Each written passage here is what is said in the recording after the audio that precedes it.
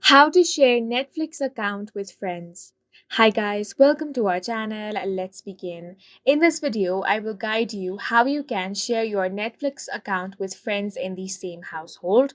For this, you want to open up the Netflix app on your device. If you don't have this application, you can head over to Play Store or App Store to get this app, or you can also head over to any web browser and search for Netflix. Then you want to tap on this website netflix.com. Over here, you want to sign into your account. So go ahead and tap on the sign in option. Then enter your email or mobile number. Now enter your password and tap on the sign in option.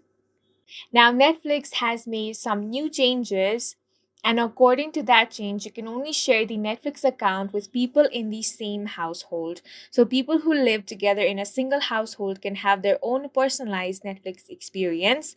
You can have up to 5 profiles on a single Netflix account. Each profile allows for its own language preference, majority level, specific viewing restrictions, profile lock, viewing activity, and much more. What you want to do is simply head over to Manage Profile section on your device. On a web browser, you want to go to Manage Profiles page. On your Netflix app, you want to tap on My Netflix option.